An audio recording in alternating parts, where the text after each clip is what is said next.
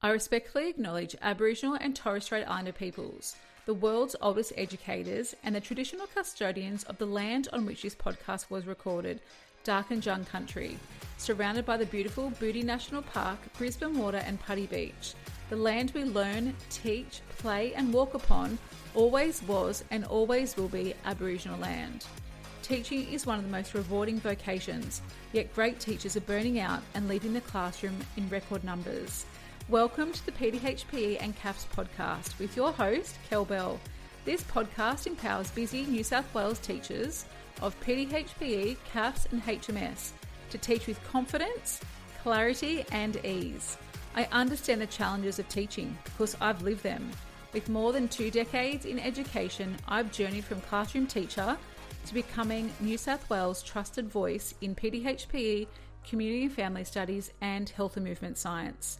Together with leading experts and teachers just like you, we're here to help you reclaim your afternoons, weekends and holidays through practical resources, supportive memberships and powerful professional learning. Ready to reclaim your time?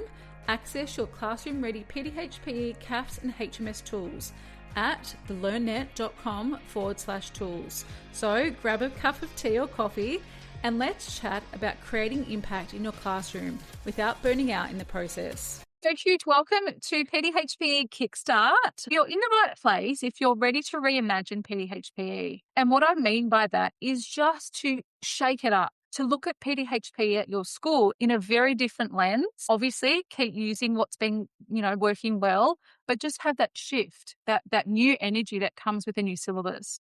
You're ready to reclaim your time, and you're also ready to restore some balance in this crazy life as a teacher. And look, I know that many of us are wearing lots of different hats, no pun intended, but a lot of, primary and PE teachers, we're doing so much, multiple leadership positions. There are multiple things that we're doing at our school to make things work. So our promises with tonight is to reimagine how you teach PDHPE at your K-6, K-12, 7 to 10 school, 7 to 12 school.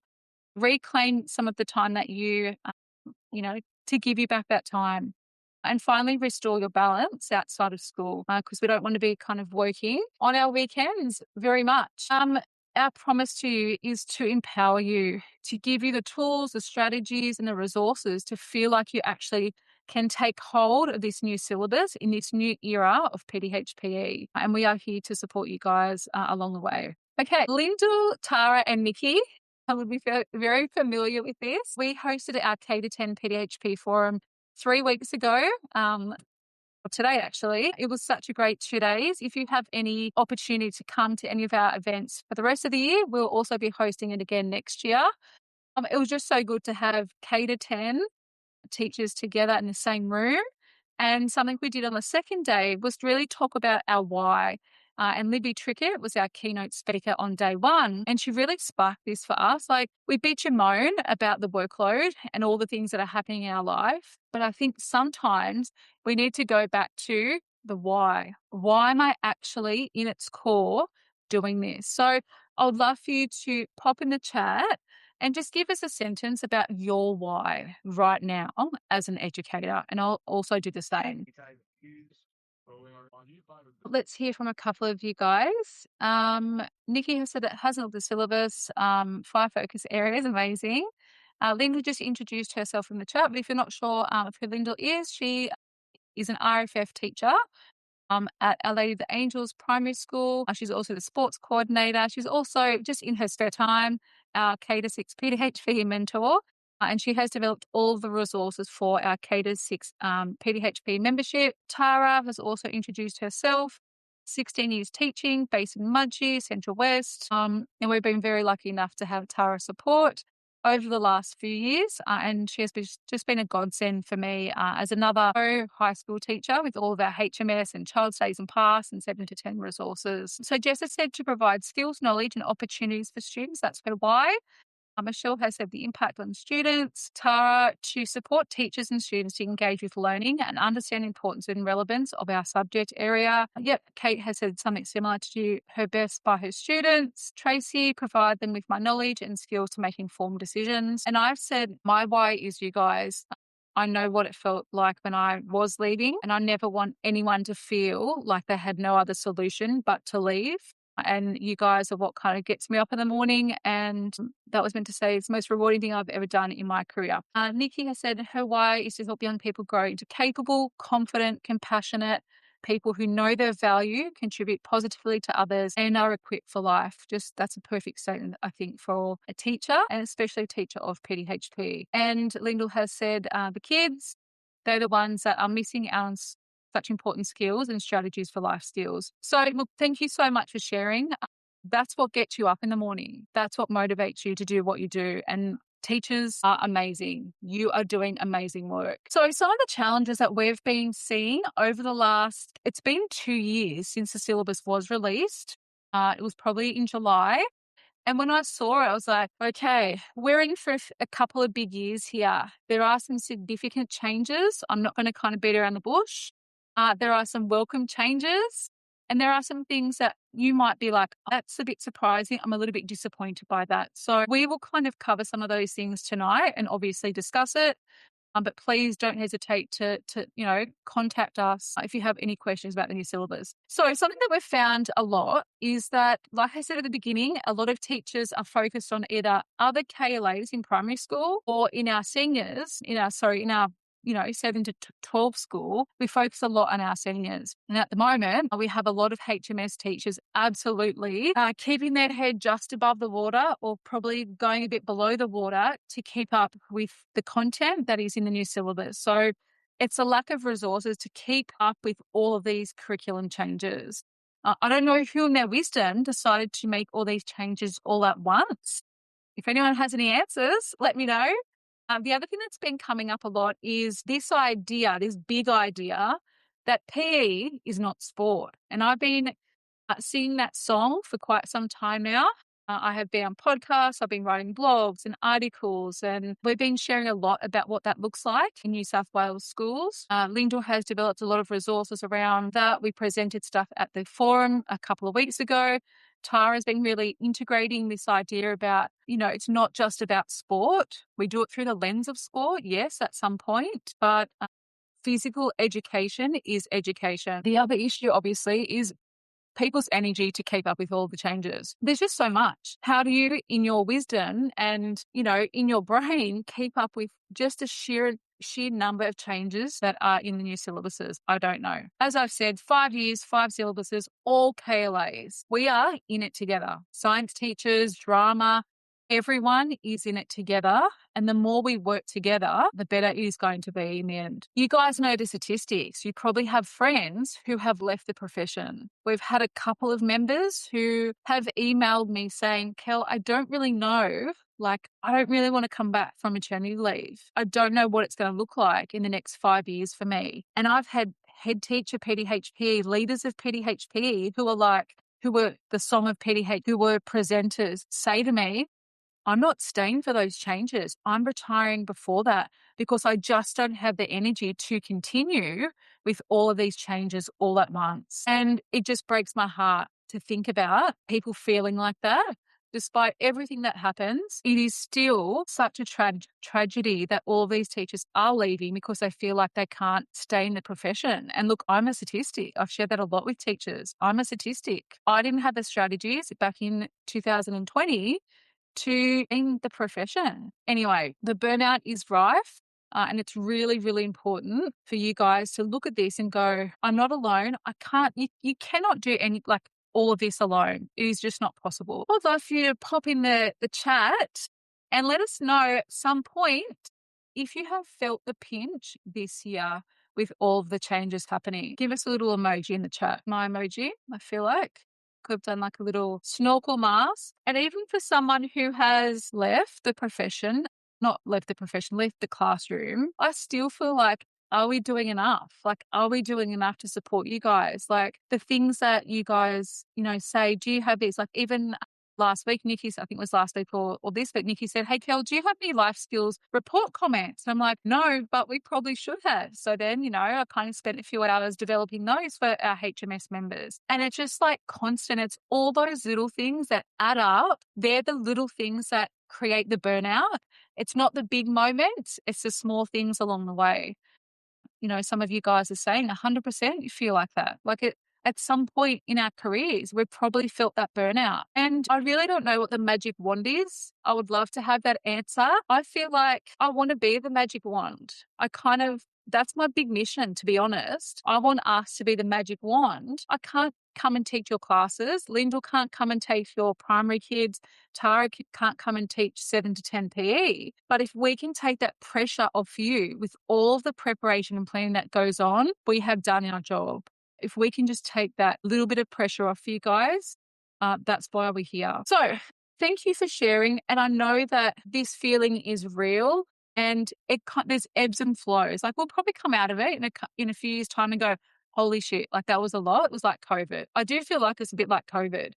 All of these changes all at once. And it costs our time. It's the lack of sleep. And I know I've been there. I've been a classroom teacher for 16 years. I've worn all the hats. I've done all the things. I know that time is the thing that I now look at my own kids and go, Cass, our eldest, is 16 this year. Lexi is 13. I have lost my babies. And at what point did I actually lose them? I will never get that time back. How much of that time did I actually spend working, trying to, be the head teacher PDHP here on the Central Coast? I feel like I had a bit of a good balance in Sydney when I worked in Sydney, worked a couple of days a week, but I know time is so precious. So if you stay to the end, we have a resource that Lyndelle developed at the beginning of the year. We would love to share it with you guys. There's just some simple cue cards for fundamental movement skills. You'll see a very big shift in the new syllabus from sport to really movement and movement for life.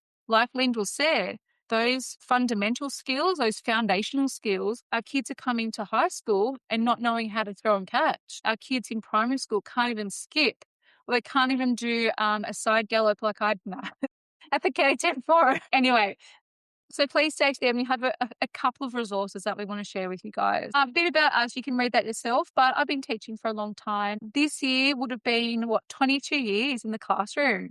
My journey has taken lots of twists and turns. I was at the same school for 14 years until we made the sea change here on the Central Coast.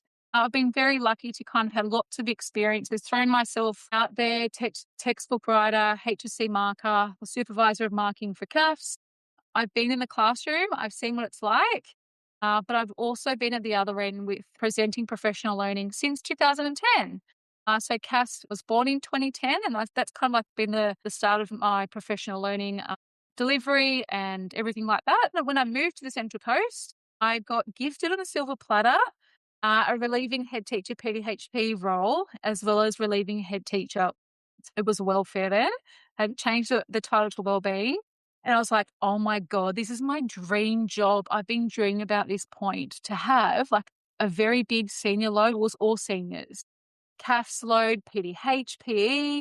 I was, the head teacher of, over 200 kids that took our courses, 5 CAFS classes, year 11 and 12, 5 PDHP. We had so many classes. And the biggest thing for me was the lack of support that I had at that school. My boss was part of that issue. I also had 2 very, very toxic women in my faculty who made my life a living hell for 2.5 years. And I copped it on the chin for way too long. I sucked it up. I was like, no, I'm not going to let them beat me. I'm going to prove them wrong. And it was during COVID that I really realized this is putting way too much stress on my body. I would walk around like this.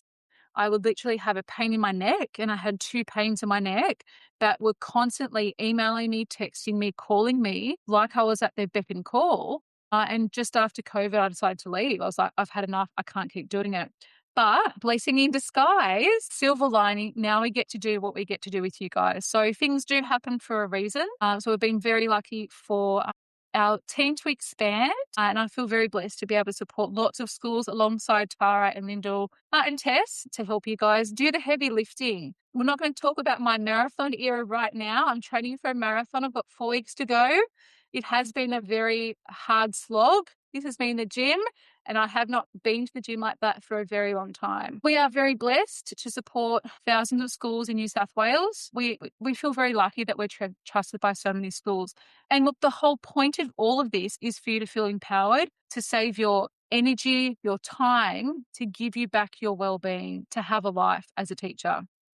So, as I mentioned at the beginning, one of the big challenges are the resources that we have. So, I want you to let us know in the chat on a scale of 1 to 10, 1 being like, Kel, I've downloaded the syllabus, it's still sat there, or like, okay, we're 10, we're kind of like we've already started implementing, or you might have started some units of work. Let us know on a scale of 1 to 10 in the chat where you guys are at in your planning at school. And if you're watching back, you might go, you know what, I haven't even started.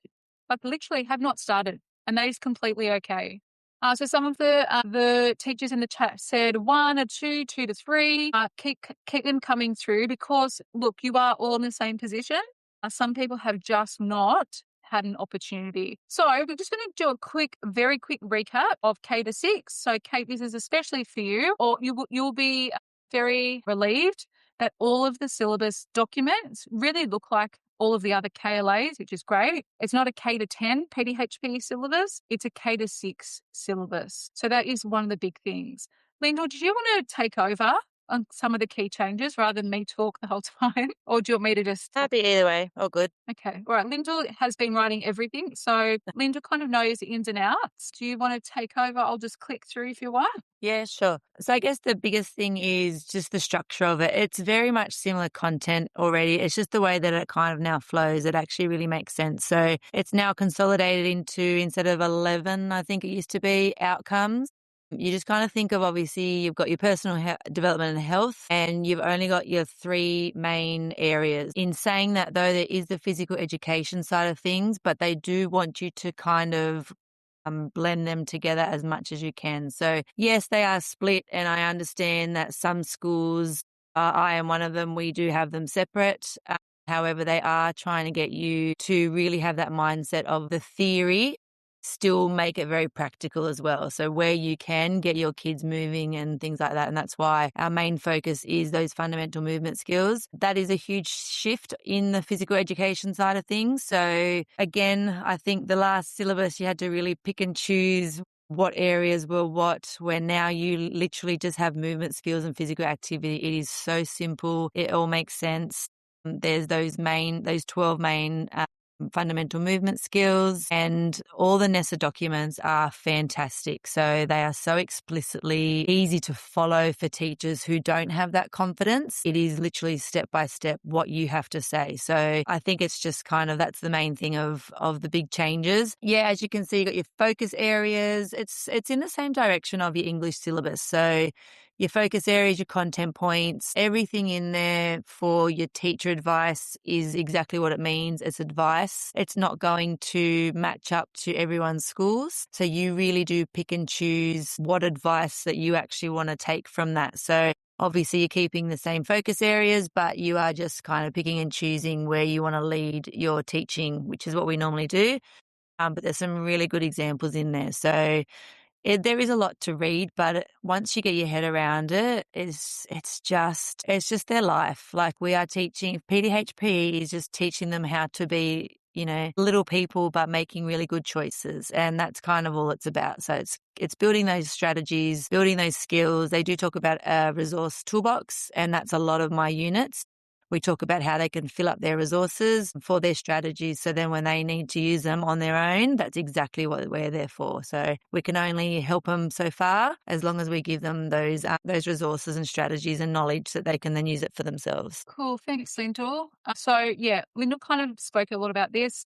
There is specific content about written text, which has been implemented in other syllabus as well. So it's in stage 3. As Lyndelle said, large focus on fundamental movement skills, but it's just that it's very contemporary. You'll be very surprised by the way it looks. A lot of content has been taken out. It's very explicit. The examples are great. I think it's less fluffy. You can really kind of see, what am I actually going to teach, which is exciting. A couple of things that have been taken out are more about just the syllabus itself, all that extra fluff. They've really condensed the syllabus, all the syllabi, So all of that kind of stuff here, stage statements, etc. Dance content has now been moved to creative arts, although we know that movement is still like dancing. So the actual the content part is moved to creative arts, but it's still, I think it's still within PDHP. You'll see major omission with the swimming stuff.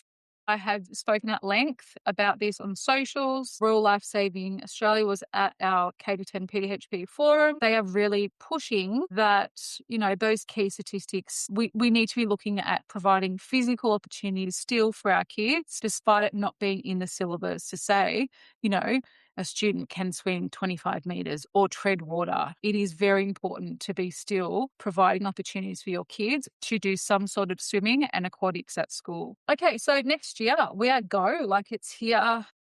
No more talking about it. We actually need to put it into practice and put it into action. Okay, 7 to 10. Tara, did you want to lead that little one for us? Yeah, so pretty similar to what Lyndelle said with K-6. The changes sort of just make it a bit more streamlined. You can sort of understand what's going on. It's broken down pretty well. I think there's still just from a subjective opinion, there might be still a bit too much stuff in there. I feel like there's a bit too much overlap. So, but that sort of in a way lends itself to being a bit of flexibility for your own schools of how you want to merge things together. So some of the themes sort of appear to be pretty similar, but depending on how your school wants to structure units and things, it might actually allow for you to kind of play around with that. 5 focus areas now, which is different to how it was before. Do you want to flick to the next one? Because it's probably a bit more relevant. Mm-hmm. Yeah. Yeah, the written text thing again. So really supporting the kids to understand how to write, which Kel's got a lot of resources and has a real big focus on that within the learning network as well. So that's really helpful for us working, creating stuff for you guys if you're in the membership. Clear progression of content from each stage of learning. And that's sort of something that we've been really thinking about when we're creating the resources, is how to sort of show that flow throughout year 7 to 10, making the links and making it really explicit between those different content areas. There's a much bigger focus on mental health, consent, and respectful relationships. So that the themes are still the same, but there's just more stuff in there about that. Links to stage 6 content, which is great. So before it was kind of a bit more isolated, that content when you get to stage 6, but now there's a lot of stuff in there about body systems, wellbeing, and you start to really see those clear links, which is good. So there is a bit of different stuff in there, but on the whole, you'll recognize the majority of it as just a few sort of content points here and there that are a little bit unfamiliar, and you sort of just need to, it's not like you have to do whole new units or anything like that. You've just got to figure out where that's going to fit with what you're already doing, or if you're going to be reshuffling things around, then making sure that you're aware of what those different aspects are and incorporating that into what you're doing. Cool. Thanks, Tara. And I think one of the key messages that we always talk about is working smarter, not harder. Those really great activities, the great clips that you have always gone to, don't discount those. Make sure you keep them in your units of work.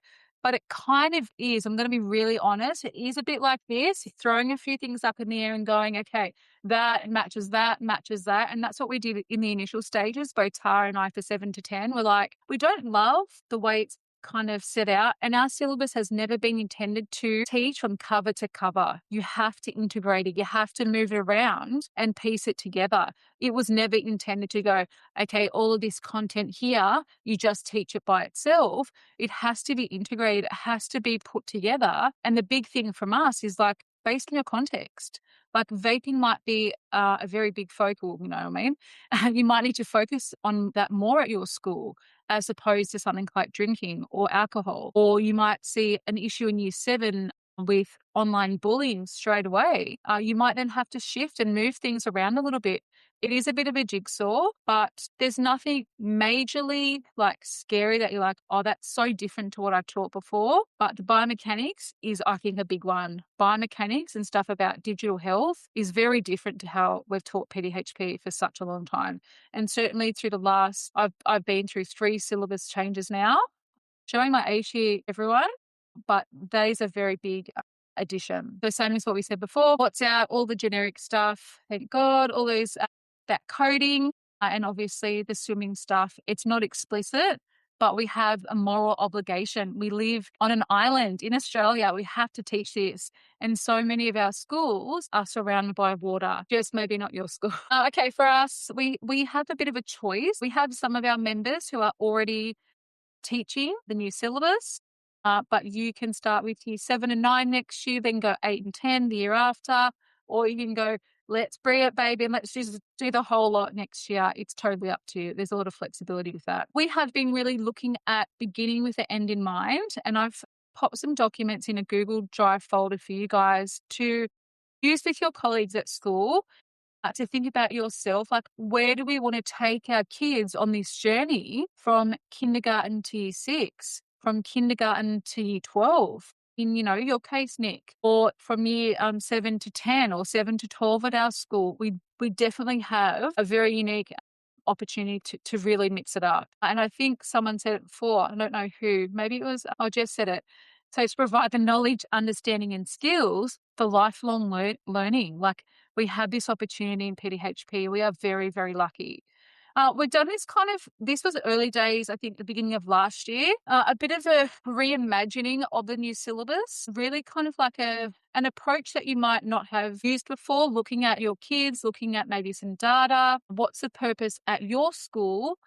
At Nagle College, at Mudgee High School, what are you guys going to do with PDHP in your context? So that's in there as well. Okay, these are the common things that we've been seeing a lot. We have, all three of us, worked very closely with the syllabus, both K-6, Lyndelle has, Tara 7 to 10, and I've done a bit of 7 to 10 stuff in the early stages. And I'm a culprit of this, teaching on the fly.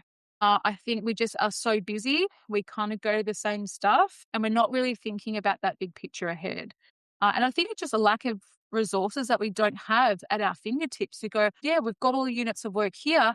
I just need to go and open that document and go, oh, it's here. Sweet. I'm good to go. I think that's something that a lot of teachers were finding hard at the beginning. And look, I will say this out loud. Yes, I would wing a lot of my 7 to 10 PDHP lessons. And there were lots of things I learned along the way, but it was just maybe the variety was a bit lacking. Let me know in the chat if you guys can think of any other words that kind of might pop up for you as to why we often might wing our classes. The codes might be a bit confusing. I know there's lots of changes with that. Where are we going? Like, what's the clear progression? Where are we actually going with all this stuff? What's the big picture? And just the lesson, like the day-to-day lessons, keeping on top of all these changes and all the resources that are going to really bring it to life, I think is probably part of a bit of a challenge for a lot of us. There's so much good stuff out there. It's just having the time to bring it all together. Does anyone else have anything that they find a little bit tricky when it comes to like programming or units of work? Anyone else? I think we have really good intentions and then you're like, oh, I just didn't have an opportunity to do that because there's so many things that we do. Like, in schools are busy places. So our solution is, of course, through our memberships, both our K-6 and 7 to 10 PDHP memberships. The girls have been doing all of that. I'm not going to say boring out loud, but all of that time-consuming admin type coding and looking for scope and sequences and putting all the bits together. The girls have done that for you. Report comments will come, like all those things, scope and sequences, mapping documents. Am I teaching all the outcomes? Am I teaching all the content? All of those big time-consuming resources have been developed for you guys already. This might sound a little bit corny. This is Jace. I really enjoyed the opportunity to meet Kelly in person. Thank her for the opportunity, for all the resources and all the good work that you do behind the scenes. I think that's really valuable, the service that you provide. And I guess thank you again, Kelly. Thanks, Jace. Jace just completely said that out of the blue. It was very kind. We have been emailing backwards and forth a lot over the last probably 2.5 years. And it was just really nice to kind of meet Jason in person. I'm a real person. We're not just like online. Like, we get to connect with each other. And I think it's just saving everyone time. That's what I love the most. As I've alluded to this, before we get to this, I would love to hear your perspective about PDH or PE really. So physical education, I think, gets a bad rap. A lot of us have probably been taught at uni that we're teaching the sport, maybe not the skill. And I know when I did my degree back in in the year 2000 was my first year, we were like assessed on state running, so state athletics and state swimming times. That's what we had to do. That was part of our degree. We also had to create a gymnastics routine. We had some national gymnast who was teaching us. That's how we were taught about, skills, but we weren't taught how to teach those skills to our kids. We were assessed on our own sporting ability. So I think universities have changed a little bit, but I still think there's this common misconception that we're teaching sport in PE. I don't know. I'd love to hear your thoughts on that, because there's been some interesting things out there that have been shared. And I love sport. You've probably, netball, touch football, the gym, running, like I love it. But I just think there's maybe a reimagining that might need to happen. Where are we? Yeah, yeah, Michelle, exactly right. It was about us performing the skills. Let me know in the chat if you've had any epiphanies about this whole sport is not PE and PE is not sport thing.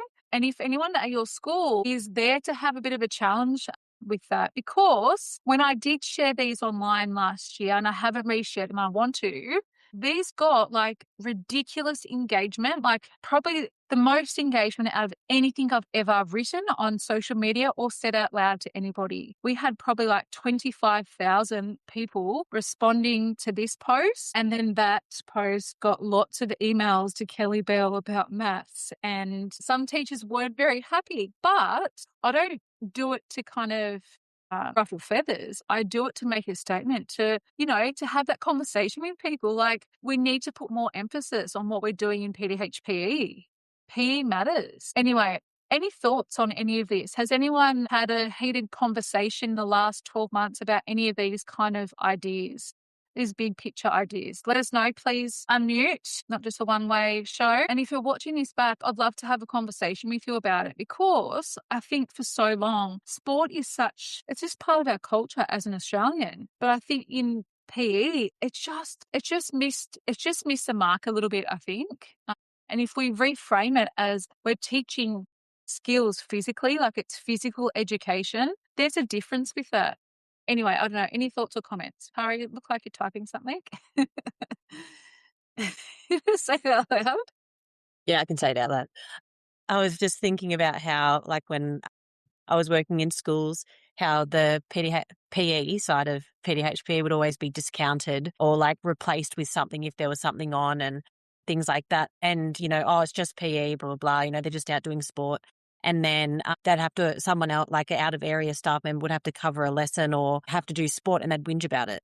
Be like, oh, well, it's just sport. Like, guys, it's just sport. So yeah, that was just like a constant thing. But yeah, they would never admit that it was actually, a challenging component, and it involves all these different aspects. Like, for them, just the sport part was hard enough. So 100%. Yeah. And there's an educative purpose to it. We're not just getting a ball and a bat and playing on the back field. We're actually doing education. And I think, Lyndelle at the forum, Suze, who's one of our members, they were very strong on that. Like, it's, even your young kids need to be taught that. So I think this idea came with like it just being called PDH and PE, or in primary schools, you might know it as PE and health. And I know my own children and their friends. There's some interesting conversations that have been had about what was happening in their health lessons and what was happening in their PE lessons. And you see it time and time again as you drive around or go from school to school, they're just playing. They're not actually being taught these skills explicitly. And it has to come with an integrated approach. That's the solution. I know like our units have kind of been shifted and changed a little bit. We first had integrated units for everything, but the complexities of high schools especially, you kind of will see our units of work and go, okay, I can see how that I can have maybe our team sport or our games with something else, that kind of thing, our fitness kind of stuff with something else, the skills that go with that, with a unit that could be similar. At the same time, obviously timetabling is hard, spaces, etc. But talk to Lyndelle about spaces and about equipment and very minimal equipment. She has lots of ideas for that, bringing it to life. Again, this whole idea about sport is not PE and PE is not sport. And I think the other thing that has been coming up a lot in the last 2 years is is PE being used as a reward? If you do this, we'll go out, and this is in primary schools, we'll go out and we'll do some more sport. Or if you don't do this, we're not going out to do PE or whatever. And our big message is that it doesn't matter who you are. Kate, as a music teacher, 100% hands down, you can teach physical education.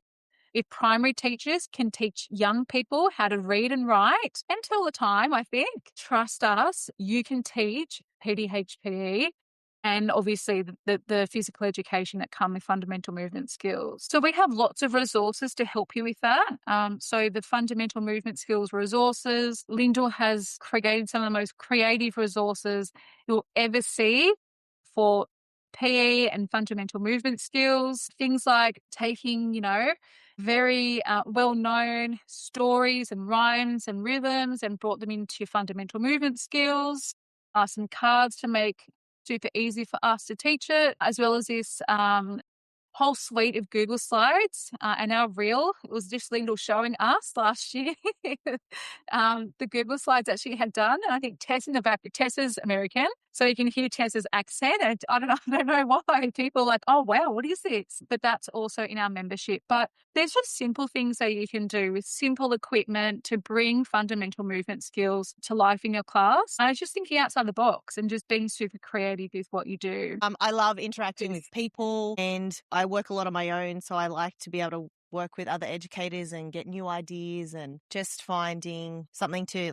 keep you going and feeling invigorated for something new and different. So that's Suze. Suze is one of our K-6 PDHP members. She works at an Anglican college. She is a PDHP high school teacher, and then she had a bit of a career, not a career change, but she had a very new, unique opportunity to teach across her campus. So she now teaches the junior PDHPE, but she's also got a senior CAFS class. So she's done CAFS HSC marking, but she's just fallen in love with teaching K-6 PDHPE.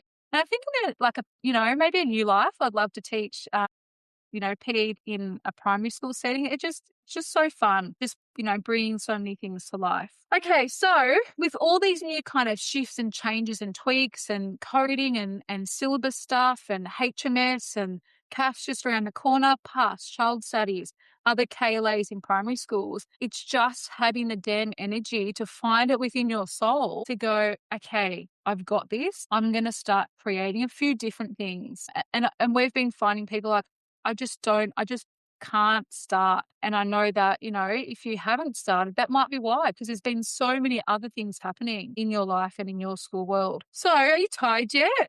I know I feel like I'm feeling a little bit not on the edge this year, but I just feel, I don't know, I feel a bit helpless for teachers because we're doing so much, but also we're not doing, I feel sometimes, are we doing enough? Because there is so much on your plate. Just keeping up with everyday school, stuff is a lot.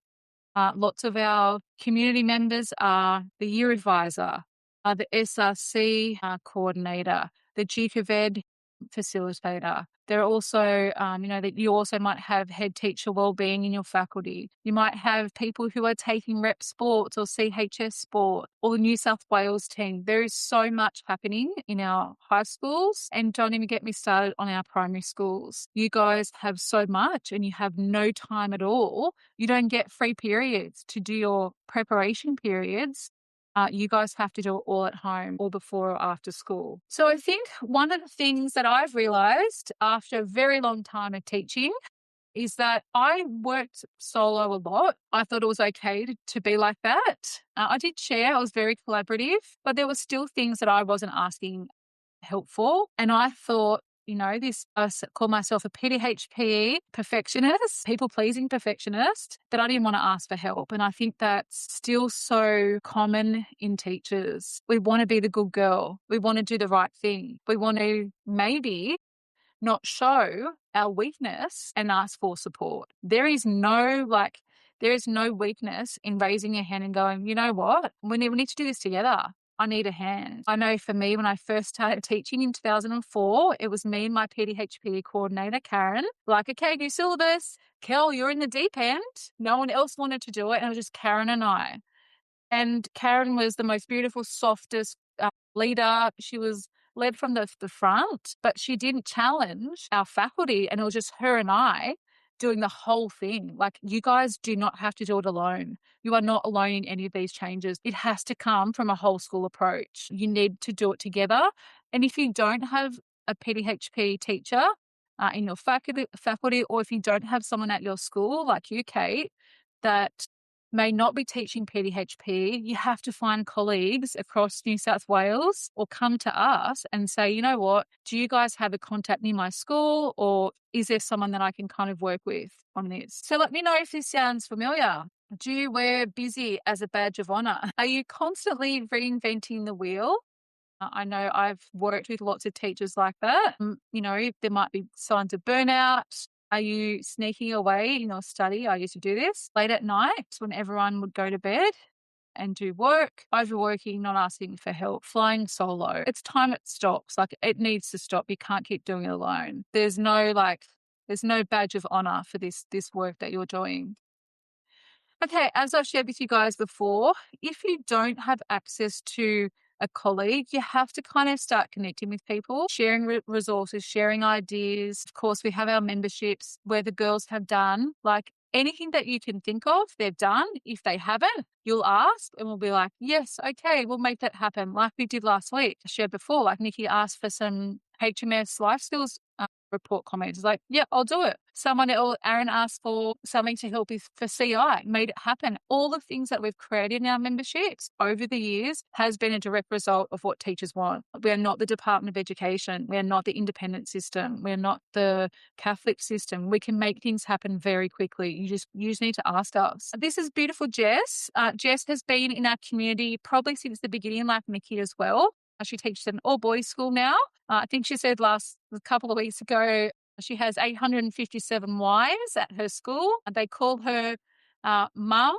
They said that she's a bit stricter, or they say that she's a bit stricter than their real mum. But Jess is very good at asking for help, and she'll fight for her faculty, and she'll advocate to her principal to say, no, we need these resources. Our boys need this Google slide to help us. We want to join the membership. This is why. This is the value. So Jess is, she knows the quality. And so she keeps coming back for more and more and more because she knows what it's like. My big kind of, I think, message to lots of you guys is that you're not alone. We need to work together. If you have a colleague that isn't so good at working with you, it's time that we kind of have that conversation for them to come on board, to get on the bus, because we have so many changes still ahead of us. And this is the thing, like, we have one life to live. You don't have to spend your afternoons, your weekends, and your holidays just doing work. We are not a human walking robot just working. This beautiful balance that we have at our doorsteps. We live in the most beautiful country in the world. It's time for us to stop working so much and to get that time back. This episode was brought to you by the K-6 primary and 7 to 10 PDHP memberships, the CAFS Collective, and the Health and Movement Science membership. Our community is designed to support and empower busy teachers like you. Explore them along with a suite of helpful teaching tools at thelearnnet.com. If you've loved today's episode, don't keep it to yourself. Share with a colleague, take a screenshot and tag me on Instagram at kellybell.coach. I love seeing what resonates with you. Make sure you subscribe to Apple Podcasts or Spotify to stay connected. And if you took even one thing away from today's chat, I'd be so grateful if you could please leave us a review. See you next week. Here's to finally reclaiming your time as a busy New South Wales teacher.